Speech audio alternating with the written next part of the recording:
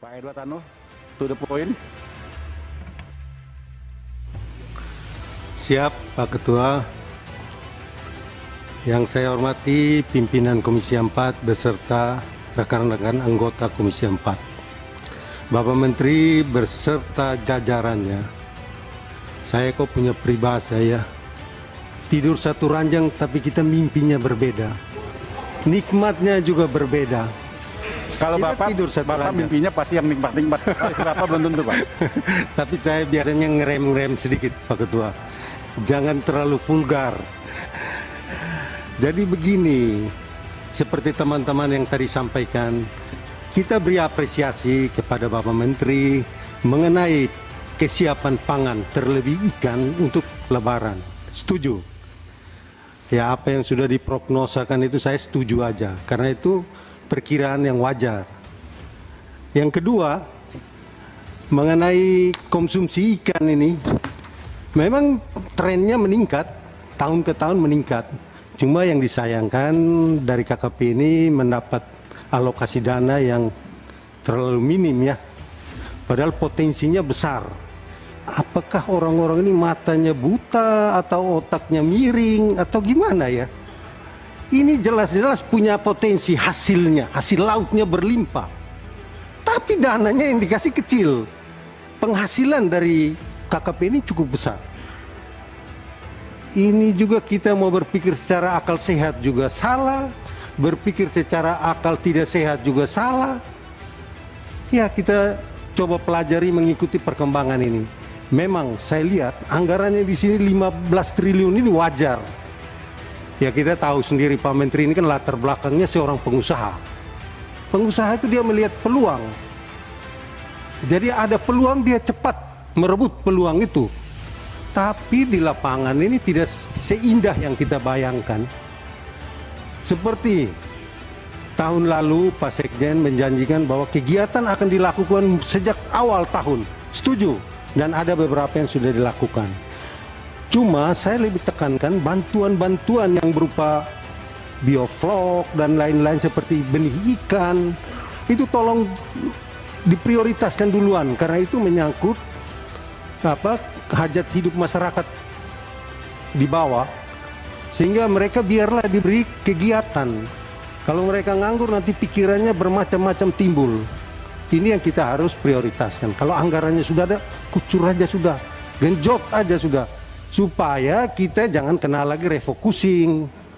Kita minta anggaran tinggi, tapi anggaran yang ada saja belum dimanfaatkan, kita rencana mau tinggi.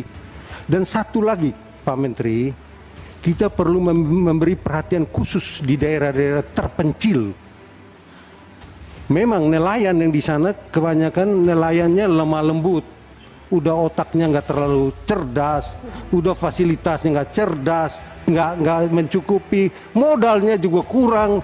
Jadi saya bilang kita pasrah saja, nanti Tuhan tolong saja sudah. Jadi seperti itu. Kami daerah Indonesia bagian timur ini potensinya sangat besar karena kami daerah kepulauan. Berarti melalui forum ini saya minta dengan hormat KKP ini coba memberikan perhatian khusus ke daerah-daerah terpencil, karena daerah-daerah itu masih perawan, belum digarap, dan orang-orangnya juga masih polos. Jadi apa BIMTEK yang diberikan dan lain-lain dukungan itu pasti mereka akan jalankan, karena hidup sudah susah, mau macam-macam apa lagi.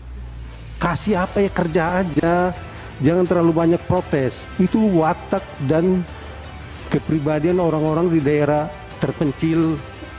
Dan mereka itu bukan tertinggal, ditinggalkan. Ini yang membuat kita prihatin. Jadi mengenai bibit saya sudah dengar pada rapat yang lalu Pak Sekjen sudah memberikan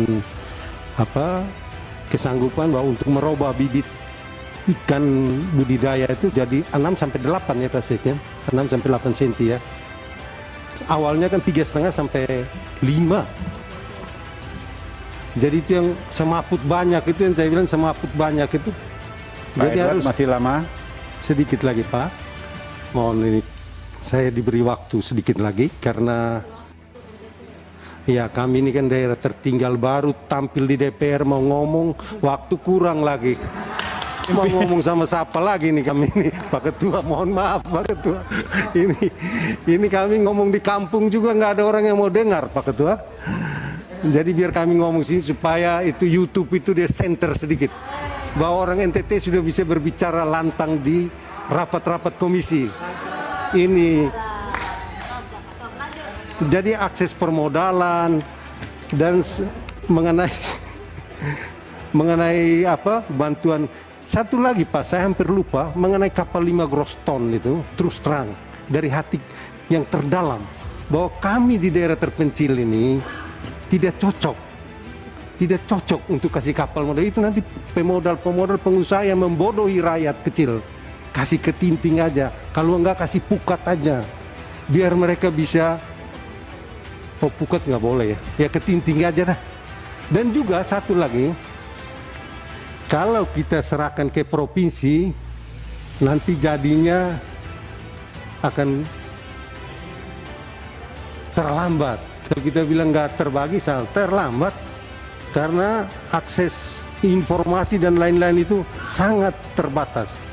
Jadi mungkin memang masih banyak lagi yang perlu saya bicarakan, tapi satu lagi terkait PP nomor 85 tahun 2021 tentang jenis dan tarif atas jenis penerima negara bukan pajak itu perlu lebih digiatkan lagi sosialisasinya, karena orang di lapangan ini Pak Menteri sudah jelaskan kami di rapat, cuma kami jelaskan kepada masyarakat ini kadang-kadang mereka juga error juga. Ini yang kami mohon supaya bisa dimasifkan lagi mengenai sosialisasi ini sehingga tidak menjadi salah sangka atau salah persepsi di dalam masyarakat. Kita punya niat baik, belum tentu orang menerima karena orang sekarang otaknya kacau yang paling banyak. Jadi kita mau ngomong baik, malah dia bilang, saya minta waktu segitu, malah dia bilang ini bantuan bukan Edward Tanur punya, ini bantuan negara. Saya bilang, lu pergi ambil toh, ambil di Jakarta. Ini karena DPR RI bekerja sama dana aspirasi. Ngapain lu persoalkan bahwa ini negara? Memang uang ini uang rakyat yang dihimpun oleh negara. Memang ini lu anggota DPR nggak mengerti. Sudah nggak mengerti mau jadi wakil rakyat lagi. Apa dah. Jadi terima kasih banyak Pak Ketua. Mohon maaf kalau penyampaiannya agak panjang. Ini penyampaian dari suara hati, dari hati yang terdalam. Terima kasih.